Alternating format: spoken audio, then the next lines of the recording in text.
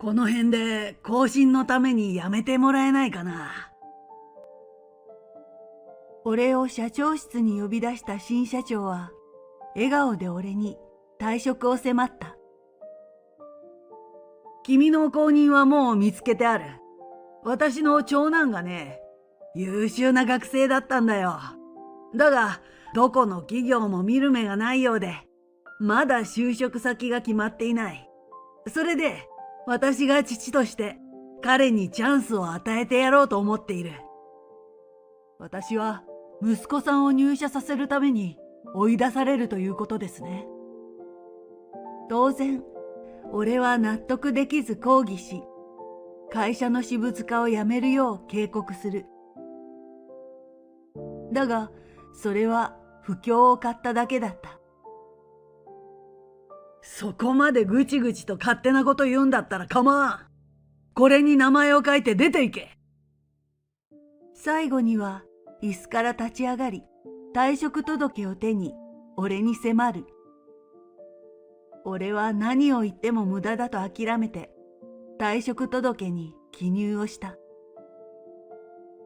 そして、それを社長に差し戻し、一言付け加える。これで失礼しますが、後悔なさらないように。その言葉を聞いた社長が鼻で笑った。負け惜しみか。情けないね。俺の退職届をひらひらと見せるように掲げ、社長は最後まで嬉しそうだった。自分こそが見る目のない人間だということに、彼はまだ気がついていない。俺の名前は岩田洋二。機械装置の製造や設置、保守を担う関連企業に勤めるエンジニアだ。工科大学を卒業後に入社し、約20年。40代半ばのベテランの入り口に立っている。研究開発部門でキャリアをスタートさせ、その後は製造の現場や工場でのライン管理業務まで経験を積んできた。そのおかげで、俺は絶えず知識を更新して増やす機会に恵まれていた。研究開発の部署では、競合他社との共同研究プロジェクトにも参加し、その縁でよく海外研修に派遣してもらった。海外の大学や工学機器メーカーの研究所、有名機械メーカーの工場に見学に入り、時にはそこでの業務にも参加した。会社からそれだけのチャンスを与えられて、俺は常にプレッシャーを感じながらも楽しんでいた。貴重な経験や体験、身につけた知識をいかに仕事に反映して開発する製品に落とし込めるのか。自分にはそれが課せられていると思い、会社からの期待に応えるべく仕事に打ち込んできた。社長交代は正式に決まったみたいですね。ああ、そうか。やっぱり社長の状態は仕事をするには難しいっていうところみたいですよ。この数ヶ月、社内は社長の身体問題にまつわる噂で賑わっていた。1年前に社長が出張先で倒れて以来、社長が変わるという話が出てはなくなっていくというのを繰り返していた。社長は重病を患い、手術をして回復をしたものの、完全な職務復帰が難しい状態。その間、社長代理の重役がトップに立ち、会社を守っていた。だがつい最近、社長交代が正式に決まったという話が社内で広まっていた。新社長は外部から招くみたいですね。ああ、それは聞いたな。銀行から出向してくるとか。社長が変わると決まってから、その先の噂が出回るのは早かった。新社長は会社の融資元である銀行からやってくる。その銀行マンの名前は牧野さんといい、コンサルティング会社にいた経歴もある企業管理のスペシャリストと言われている。誰が仕入れたのかはわからないが、牧野新社長の情報は次々と耳に飛び込んだ。あんまりいいとは言えない噂も聞くけどね。そうなんですか？ああ、なんだかこういう他所への出向は本望じゃないみたいな。牧野さんはうちの会社を引き受けることに気乗りがしていない。それも俺は噂として聞いた。経営コンサルタントからヘッドハンティングで銀行にくら替えし、本人はそれこそ頭取を目指して出世を目論んでいたらしい。しかし銀行側からうちの会社への出向を命じられ、今はその不満を漏らしているのだそうだ。うちはほら、歴史は長い会社かもしれないけど上場もしてない。特別名の知れた会社でもないからね。牧野さんっていう人はどうもそれがご不満らしい。社長職を任されるにしても、牧野さんの希望は一部上場企業。うちの会社のこれまでの実績と業績は牧野さんも把握してくれているという話だが、正直なところ地味な会社というのが気に食わずにいる。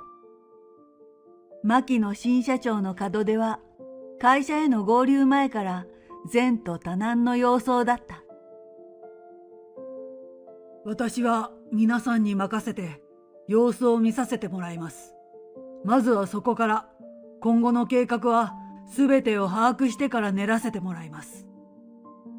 牧野新社長は就任の挨拶でそう語った。笑顔は見せず、終始真顔で用意してきた原稿を読み上げる。私にとってはあまり親しみのない分野の企業であり、皆さんのこともまだわかりません。原稿から顔を上げずに、ただひたすら文字を追うだけ。牧野さんの挨拶には全く気持ちが入っていなかった。私はいわば門外漢です。そんな私に力を貸していただきたく思います。牧野さんの読み上げに気持ちは載っていないが、原稿の内容自体は真摯なメッセージが込められているようだった。おそらく誰かが考えたのだろうと俺は考え、つまらなそうに挨拶を続ける牧野さんの姿を眺めた。牧野さんはそれから新社長として会社の一員になった。だが、なんというかそれだけ。牧野さんが社長になったからといって何かが起きるわけではない。牧野社長は会社に興味を持っていないな。牧野さんの社長就任から10日ほど経った頃、上司が苦笑した。営業と開発系部門を束ねている上司は、数日前に重役たちと共に牧野さんに挨拶をしたのだという。とりあえず話は聞くんだけど、こちらに何を尋ねるわけでもないんだよ。上司と重役たちの挨拶には、牧野さんへのレクチャーも含まれていたそうだ。会社の体系と関連企業について、この数年の会社の財務状況と詳細な収支報告。上司と重役たちは時間をかけて牧野さんに説明したそうだが、牧野さんは気だるそうに座ったまま黙っていたらしい。何かありませんかってこっちが尋ねてもだんまりで。上司たちのレクチャーが済むと、牧野さんはそのまま一人足早に部屋を出て行ってしまったそうだ。なんでしょうね。本当にこの会社に興味がないんでしょうか。そう思うよ。それでもまあ、社長の立場には満足してるみたいだけど。そうなんですか？上司が言う牧野さんの様子に俺は驚いた。社長就任挨拶で見せていたそっけなさと就任前の前評判。俺にとってはその印象が強く残っていて、牧野さんはてっきりうちの会社と社長職を嫌っているのだと思っていた。しかし上司によれば、牧野さんは社長の肩書きを気に入り、越に言っているというのだ。とりあえず、偉そうにしてるというかね、威厳たっぷりの振る舞いはするんだよ。上司の口からため息が漏れた。牧野さんはここのところ営業にプレッシャーをかけているのだそうだ。ノルマの引き上げと企画を巻き込んでの複数の新規プロジェクトの立ち上げ。上司と重役の見立てでは、牧野さんは会社の能力と技術力に目をつけたのではないかという。うちの会社は長年地道に黒字を保ち、輸出企業としても名を馳せてきた。現状維持でも構わないが、なりふり構わず稼働すればより稼ぎを出せる。牧野さんはそれをつかみ、社長として腕を振るおうとしているのではないか。そして上司のその予想は的中した。営業で何人かリストラされたらしいね。そうなんですか？ああ、同期から聞いた。牧野さんの取る拡大路線は営業と企画に大きなショックを与えていた。厳しいノルマと複数プロジェクトの同時進行による過密日程。その煽りを受けて営業と企画の足並みが乱れていた。ノルマがどうとか未達成者が追い出されたらしい。企画を進めながら新規契約を取らなければならなくなった営業部は特に混乱が大きかった。若手もそうだが、管理職として業務量の多い中堅とベテラン社員たちが牧野さんが求めるノルマをクリアできずに退職を迫られたのだ。俺の同期は辛くも追い出しを逃れていたが、同期の先輩社員数人が退職を余儀なくされた。このまま研究開発にもそういう流れが来るんですかね。まあ覚悟はしないといけないだろうね。営業と企画の災難を嘆きながら、俺は後輩と覚悟を決めていた。いずれ自分たちにも牧野さんの号令がかかるかもしれない。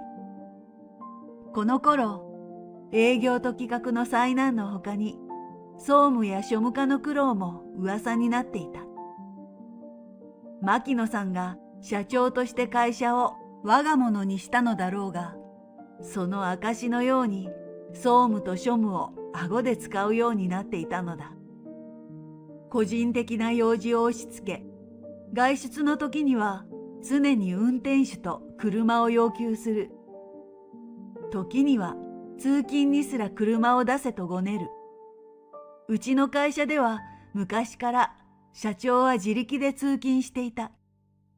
送迎車などなく、車で出社したければ自分で運転するかタクシーを手配するか。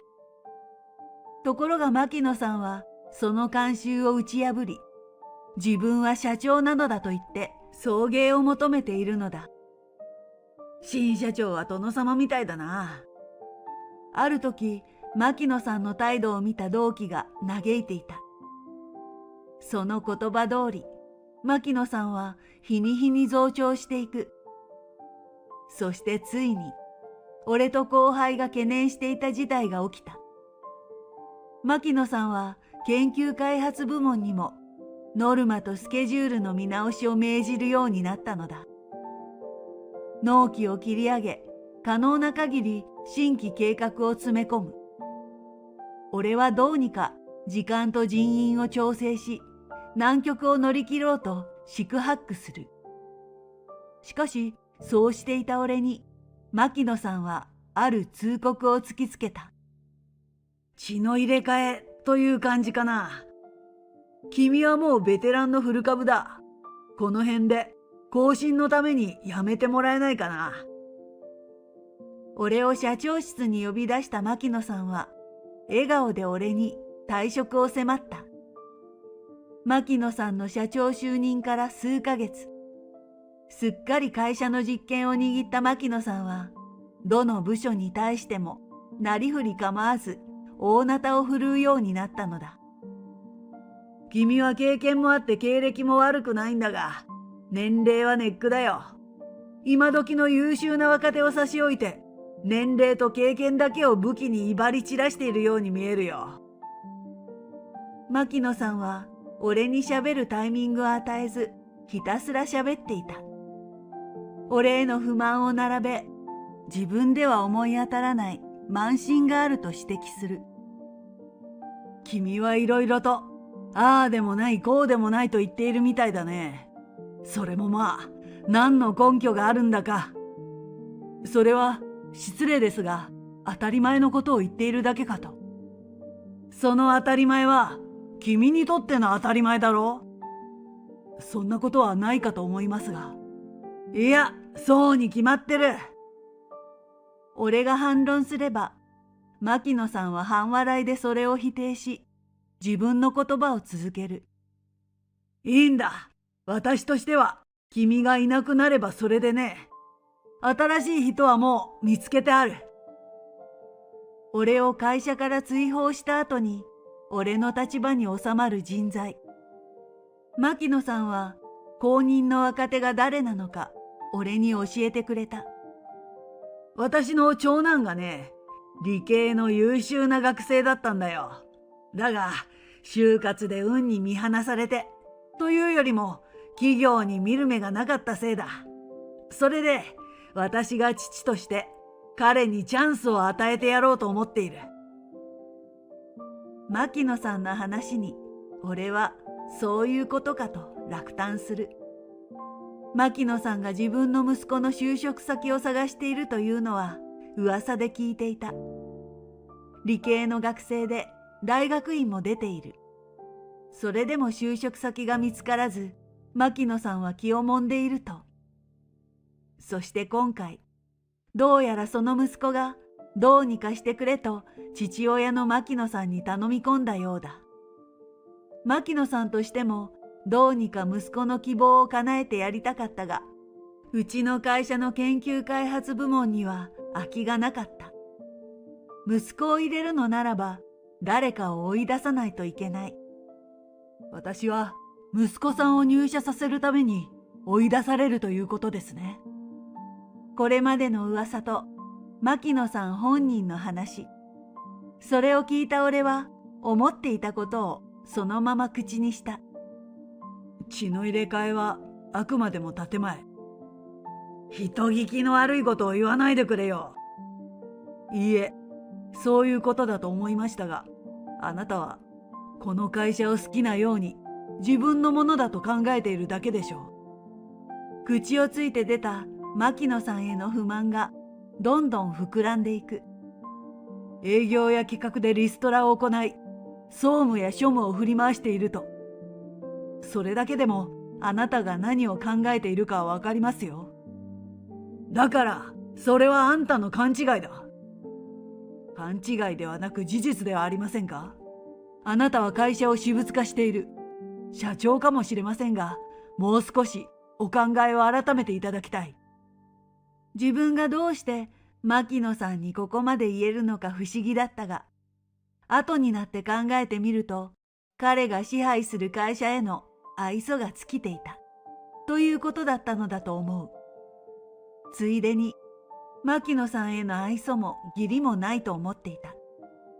だからこれだけ強く言い、後先はどうなってもいいと腹をくくったのだ。そこまでぐちぐちと勝手なことを言うんだったら構わん。これに名前を書いて出ていけ。椅子から立ち上がった牧野さんが退職届を手に俺に迫った。さっさと書類をよこせ。それで出ていけ。わかりました。退職届を出されれば俺にやれることなどもうない。俺は何を言っても無駄だと諦めて退職届に記入をした。それを牧野さんに差し戻し、一言付け加えた。これで失礼しますが、後悔なさらないように。この一言を強がりと受け取られても構わない。ただどうしても牧野さんに言っておきたかったのだ。牧野さんは俺の言葉を鼻で笑った。負け惜しみか。情けないね。俺の退職届をひらひらと見せるように掲げ、牧野さんは最後まで嬉しそうだった。退職から1ヶ月後、俺は転職先を見つけてすでに働いていた。転職先は前職の競合他社で、業界最大手の上場企業。実を言えば、俺は数年前からこの会社からスカウトを受けていた。年俸制での契約で研究部門の管理職を約束する。将来的には顧問として会社に残り、その時には付属の研究所の所長職を用意する。それがスカウト時に提示された条件だったが、その当時の俺は前の職場に何の不満もなくスカウトを辞退していた。しかし俺が次の仕事を探さざるを得なくなり、ダメ元でスカウトは有効なのか今の職場に尋ねることになったのだ。今の会社は俺の失礼な頼みを聞き入れ、俺をかつて提示した条件そのままで雇ってくれた。おかげで俺は今、研究開発部門のトップとして仕事に集中させてもらっている。途中参加のプロジェクトや自分で企画した新規計画の指揮を取りながら、早くも結果も残していた。新製品の開発とその成果を認められ、表彰も決まっている。退職した時には心細さもあったが、今はそれも忘れて仕事のありがたさを実感していた。俺はこのままこの会社で人生を全うする。そう気持ちを切り替え、以前のことは考えないように過ごす。それが当たり前になりつつあったある日、俺は会社のロビーで前職時代の同僚と再会した。あ、どうしたんです？こんなところで。同僚は人材管理系の部署にいた先輩社員で、俺の顔を見ると表情を緩めた。久しぶりだね。ああ、俺も会社を出されて、紹介を受けて、こちらの面接を受けさせてもらったんだ。そうだったんですか。元同僚は俺と同じように牧野さんに退職を迫られていた。血の入れ替えと言われ、年齢を理由に会社を追い出される。まあ、もうどうにもならないさ。と、元同僚は誰に言うでもなさそうにつぶやいた。話を聞けば、前の職場は牧野さんが独裁体制を敷いて閉塞した状態になっているようだ。拡大路線はうまくいかず、業績は落ちて改善策も不発に終わっていた。それでもまあ、君がいなくなったことが一番大きいよ。うちの目玉製品が作れなくなったんだから。ああ、まあそうですね。元同僚の苦笑に俺も付き合う。元同僚が言う目玉製品とは、俺が開発して特許を取得した太陽光パネルとその制御システムだ。従来製品よりも発電量を向上させ、メンテナンスと制御システムを一元化してコンパクト化した。狭い土地にも設置可能で、システムのプログラムを変えれば建物の屋上での使用も可能。この製品の特許を俺が持つに至ったのは、当時の社長の配慮のおかげだ。社員の功績と対等な権利を認めるという社長の方針から、俺は自分の名前で太陽光パネルに関する特許を得ていたのだ。牧野さんは君のことを調べもせずに追い出したんだね。そうみたいですね。だから君がいなくなって愕然としていたよ。どうして太陽光パネルが作れないのかと。退職したその時、俺は牧野さんに後悔するなと釘を刺していた。それには破れかぶれの感覚もあったが、何よりも特許のことが頭にあったのだ。俺の許可がない限り、前の職場では太陽光パネルを作れない。俺は牧野さんが自分のことを知らないと承知した上で、あの一言を突きつけていたのだ。すべての顛末を踏まえて、前の職場の研究開発部門は、今はひたすら静まり返っているようだ。何もすることがないというのは大げさだけど、勢いはない。牧野さんの息子さんは、まあ元からやる気もなくブラブラしてる。そうなんですか？ああ、牧野さんは息子さんが就職できなかったのは企業に見る目がなかったからと言うけど、あれはもう息子さんの資質の問題だよ。牧野さんが俺の代わりに会社に入れたがっていた自慢の息子さんは、今や有名な社内ニートになっているそうだ。仕事もせず、指示されることを嫌い、社長の息子としてふんぞり返ってスマホをいじるだけ。ゲームをしているか、マッチングアプリをしているか。とにかく、牧野さんの息子というのは使い物にならないと言われている。まあそんなことだから、今は僕もせいせいしてる。そうですか。すっきりとした笑顔を見せる元同僚をねぎらい、転職の成功を祈った。俺は元同僚と別れ、仕事に戻る。前の職場の惨状を思うと気の毒だが、牧野さんのしていることを思えば仕方がないと思うほかなかった。元同僚との再会から数日後、俺に牧野さんから電話があった。内線でつながれ、何事かと電話を取ると、牧野さんは余裕の口ぶりで笑っていた。あんたがどうしているかと思ってね。まあ仕事は見つかったらしいけど。ええ、ひとまず仕事には困っていませんね。牧野さんが何を言いたいのかつかめず、俺は適当に返した。その後もしばらく取り留めのない話を続けたが、そのうちに牧野さんから太陽光パネルという言葉が出てきた。あのパネルはいい製品だ。何もできないのはもったいないと思わないか？牧野さんの誘うような言い方に、俺は初めて牧野さんの要求に気がついた。鈍いと言われたらその通りだが、俺は本当にわからなかったのだ。追い込まれた牧野さんが苦肉の策で俺に頼もうとしている。貢献のチャンスを逃すなんて、あんたは仕事のセンスがないね。プライドの高い牧野さんは人に素直に物を頼めないらしい。このまま牧野さんに任せていれば電話はいつまでも終わらない。そう思い、俺は自分から切り出した。太陽光パネルの製造許可を出してほしいようでしたらお断りですよ。私はもうあなたと仕事をする気はありません。俺はそのまま電話を切ろうとしたが、そこで牧野さんが止めに入った。待ってくれ。こんなことならあんなことは、あんたを追い出しなんてしなかった。焦りながら言い訳めいたことを口走る。